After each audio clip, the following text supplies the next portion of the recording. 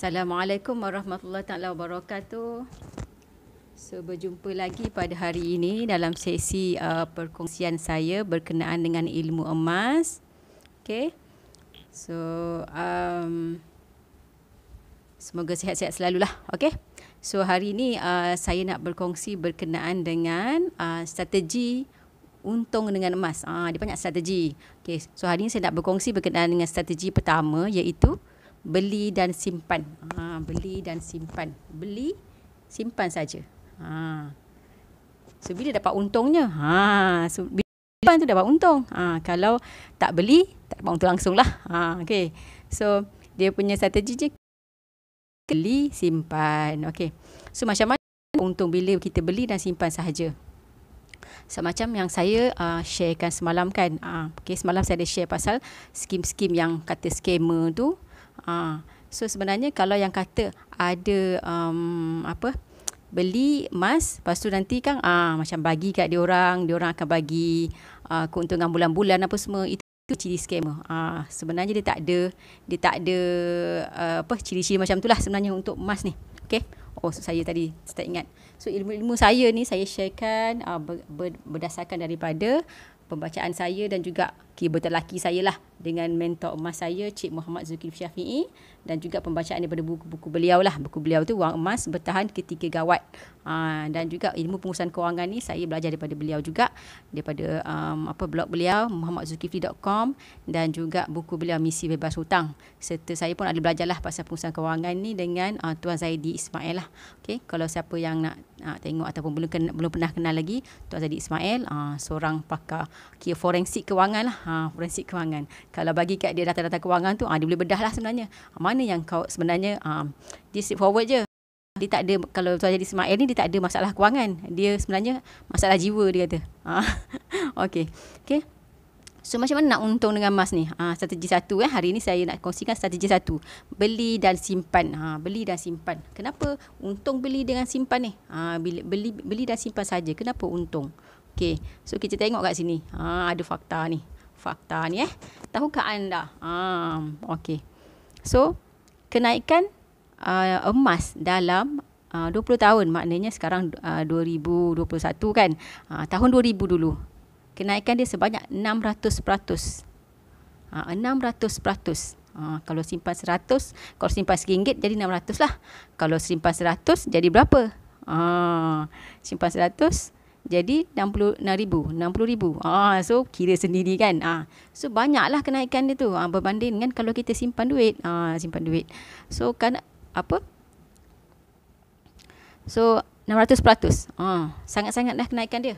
Ini fakta macam ni je. So saya tunjukkan dia punya graf. Okay, ini graf kenaikan dia daripada tahun ini 1990 lebih lah. 90 lebih. So ditunjukkan kat sini. Tapi maknanya dia dalam 20 tahun tu kenaikan dia 600%. Kat bawah tu kan ada data tu. 600% kenaikan dia tu. Dia kalau naik pun, dia kalau turun pun dia tak adalah turun lebih daripada 5-6 tahun sebelum. Biasa macam tu. So kalau nak bersabar, dia memang kena bersabar lah bila beli emas ni. Dia kena bersabar. Beli sebab kenaikan dia emas ni dia ada turun dan naik. Memang ada turun dan naik. Dia tak adalah naik saja kan. Dia memang ada turun dengan naik lah. Turun dengan naik. So kita kena sabarlah menunggu kenaikan tu. Itu yang sebabnya saya kalau semua-semua yang siapa saja yang nak konsult dengan saya, kalau nak beli dalam jumlah yang banyak. Sorry sekejap ya.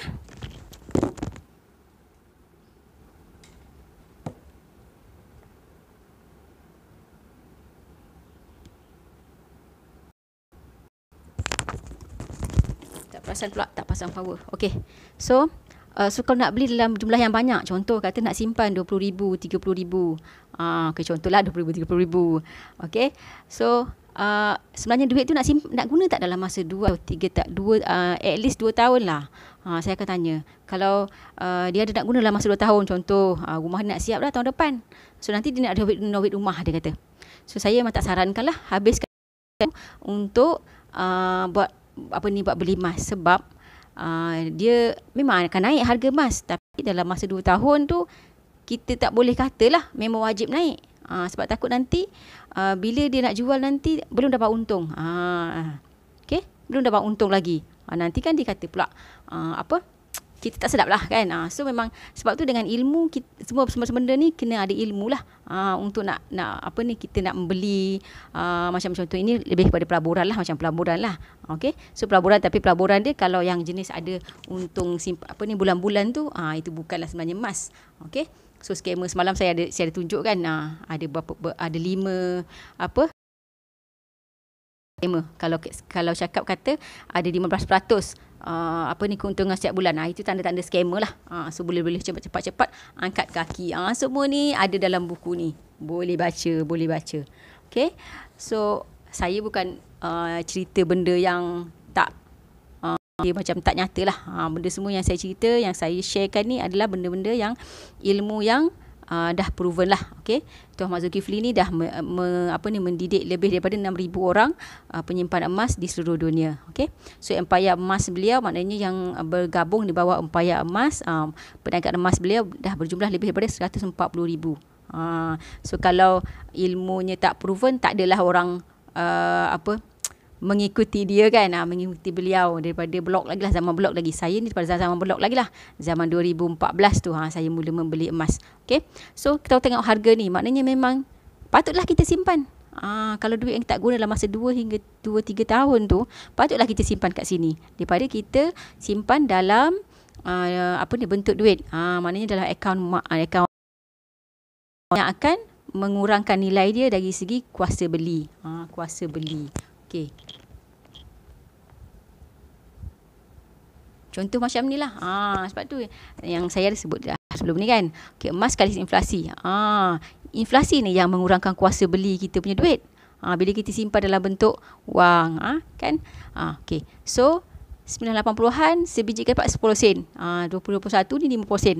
So dah kita kurang lah kuasa beli kita 10 sen tu, dah tak dapat dah beli 50 sen, nak beli sebiji ikan ripap. Itu yang kurangnya bila simpan duit. So janganlah simpan duit yang banyak-banyak yang dalam yang tak digunakan dalam masa 2 hingga 3 tahun tu. Lebih daripada 2 tahun kita tak nak guna benda tu, eloklah ditukarkan kepada aset-aset lain lah. Okay, boleh consider, maknanya contoh kata permulaan ni simpan dalam bentuk emas dulu. Contoh ada 2,000, 3,000 yang tak diguna, yang memang confirm tak nak guna. Yang untuk long term sedikit lah, kita ada matlamat, contoh untuk dapat saraan ke, untuk pernikahan anak-anak ke, untuk nak pergi haji ke kan. So yang memang nak guna lambat lagi, nak pergi haji mungkin 10 tahun lagi kita akan dapat giliran untuk pergi haji kan. So yang tu memang sesuai lah, simpan dalam emas. Okay, sebab kita tak nak hilangkan kuasa belinya tu. Okay, hilangkan kuasa beli dia.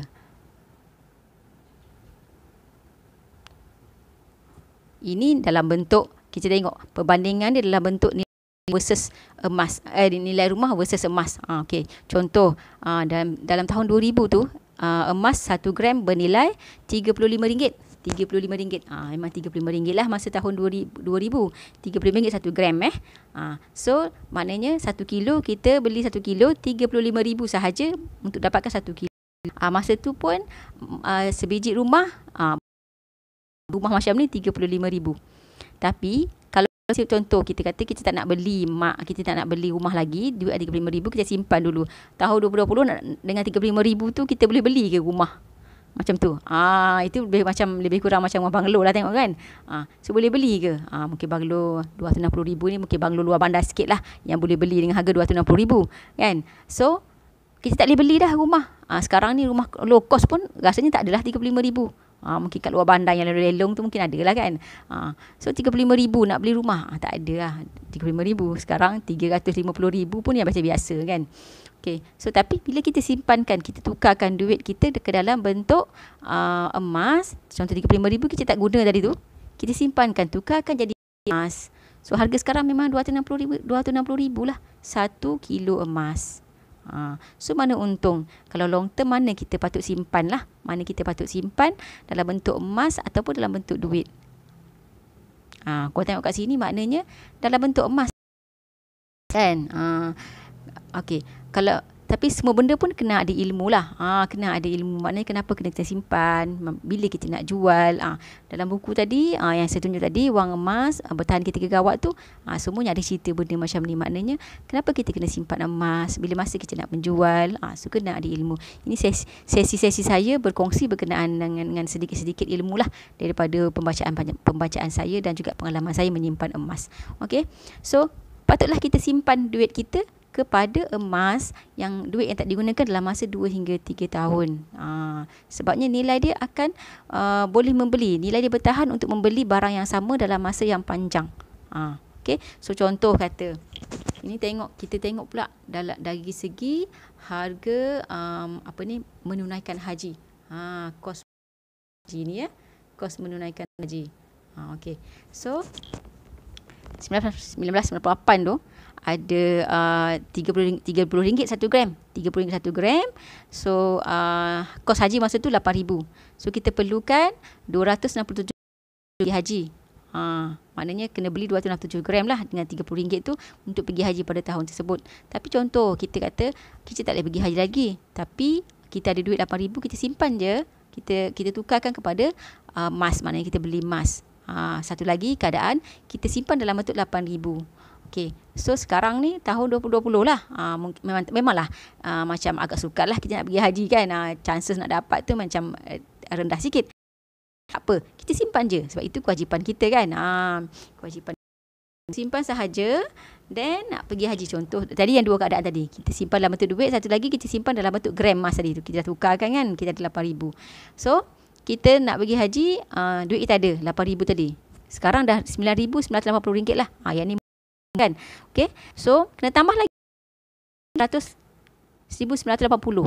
Dekat RM2,000 lagi kita kena tambah untuk nak menunaikan haji bila kita dapat tu. Okay. So tapi bila tadi kita ada 267 kan, 267 gram kita simpan aja sampai sekarang. Lepas tu okay, kata 9,980 ni kita nak convertkan emas kita tu, nak masukkan dalam tabung haji lah. Kata kita contoh kita dapat, memanglah kita kena ada balance dalam tu 1,500 macam tu kan. Kita kena ada tinggalkan deposit dalam tu. Okey, contoh kata kita memang nak lah juga 9,980 ni nak masukkan dalam tabung haji kita. So berapa yang kita kena jual? 39 gram sahaja. 39 gram saja. Tak sampai separuh pun. Kalau suku pun tak sampai. 250 gram. Kalau separuh 120 gram kan. Baru lebih kurang 40 gram sahaja kita kena jual untuk nak dapat pergi haji. Sebab banyak lagi. Ada lagi berapa gram? 200, lebih kurang 220 gram lagi ada. Untung ke tak untung? Mana yang untung? Long term. Sebabnya emas memang akan naik harga dalam masa long term. Betul ke naik harga dalam masa long term? Allah. Dah proven lah kan tadi kan. Ikut carta tadi tu, ikut graf yang kita tengok 20 tahun memang naik harganya, tak jatuh. Dia takkan jatuh. Lebih daripada 10 tahun yang ke belakang, dia takkan jatuh. Emas takkan jatuh harga. Barang pun naik harga kan. Karipap pun naik harga. Takkanlah emas tak naik harga. Memang sah-sah kan. Daripada tahun tak akan dapat dah RM30 kita nak beli. Contoh ada contohlah kata ada penyimbang kata, saya nak tunggu harga jatuh, harga rendah lah nak beli. Harga rendah tu nak berapa? Kena ada benchmark. Nak berapa? So contoh saya pernah beli harga RM160 1 gram. Tak dapat dah sekarang nak dapat harga tu. Untuk nak beli lagi. Apatah lagi saya nak dapat harga RM30. Memang tak akan jatuh. Sebab dia bertahan pada nilai value dia sendiri. Tapi duit bila kita simpan, macam tu 97 dulu. Dia pernah jatuh, duit tu jatuh sampai 50% daripada kuasa beli. Kan yang masa yang kemelesetan ekonomi. Yang masa spekulasi wang dulu kan. Tahun 1987. 50% duit kita hilang.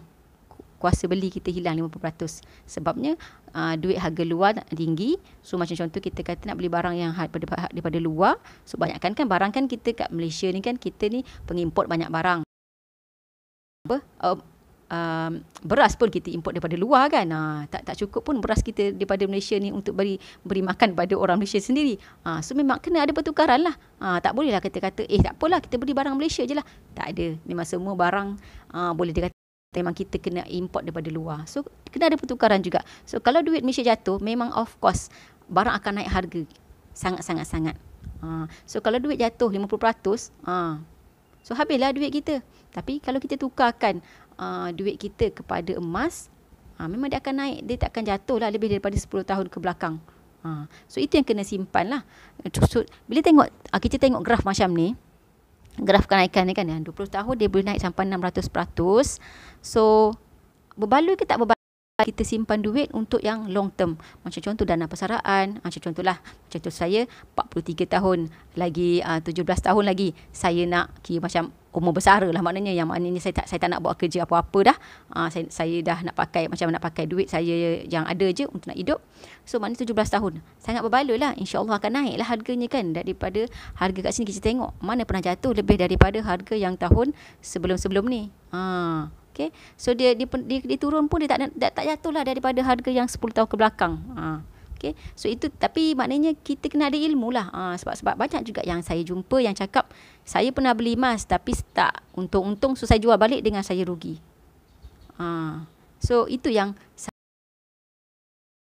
dalam kuantiti yang banyak, lebih daripada 10,000 contoh kan. Kalau kata kita orang yang tak ada duit lah, daripada 10,000 tu banyak dah. Mungkin kalau orang yang banyak duit ni 100,000 baru.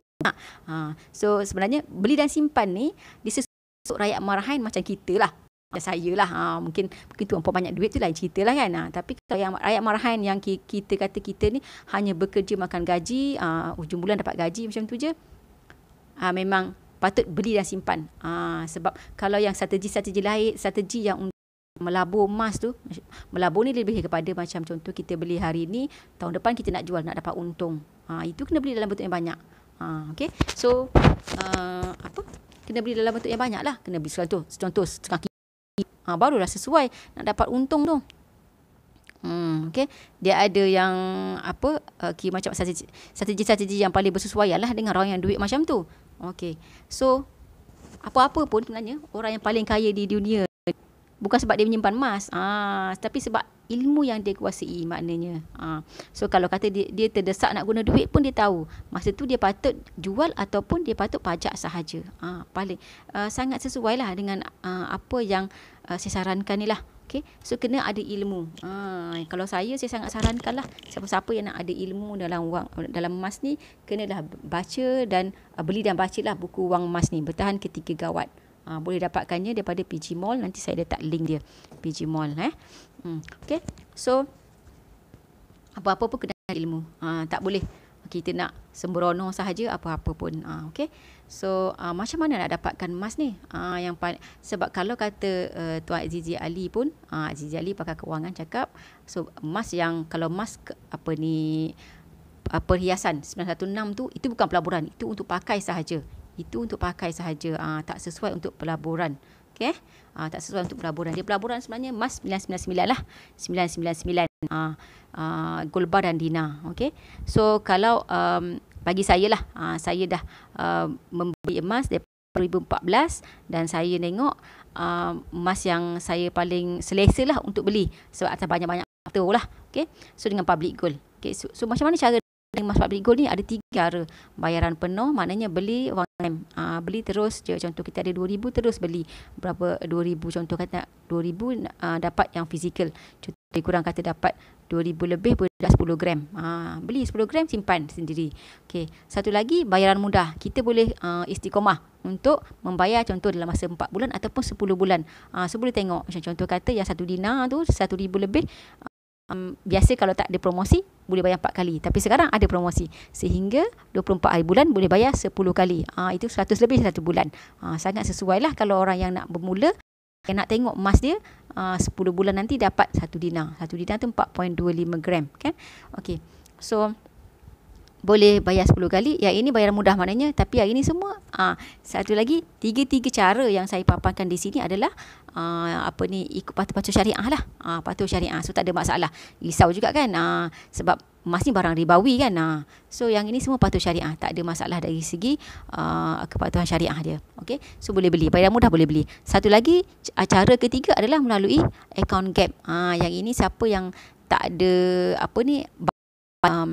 tak ada banyak modal lah untuk nak membeli, ataupun dia tak ada komitmen lah untuk nak membeli. Contoh kata wajib, macam contoh yang nombor 2 tadi tu, dia wajib lah bila dia dah komit untuk nak beli contoh 1 dinar 10 kali bayar, maknanya dia kena bayarlah 100, contoh RM105 satu bulan, dia kena bayar RM105.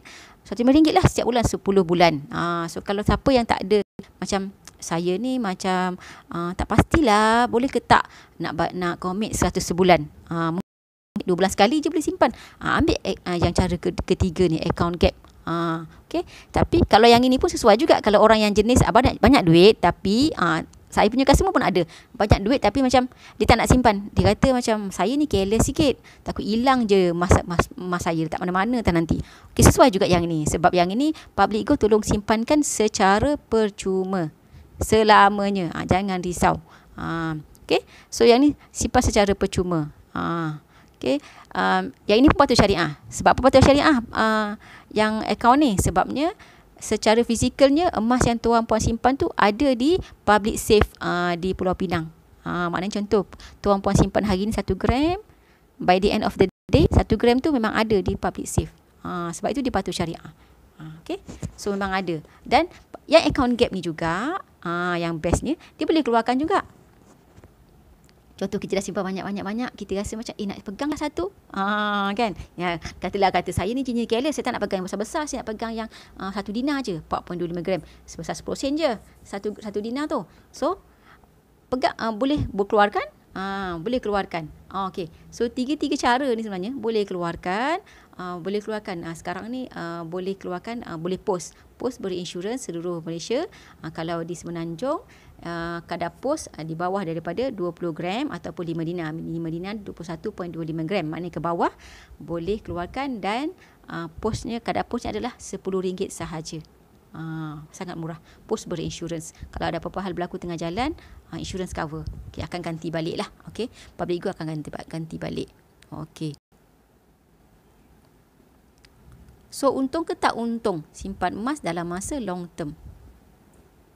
Kalau kita dah tengok tadi, dari segi graf, dari segi harga barang, dari nilai wang yang sebab kita simpan dalam emas, memang sangat untung lah. Memang sangat untung. Okay. So, dia adalah satu alternatif lah.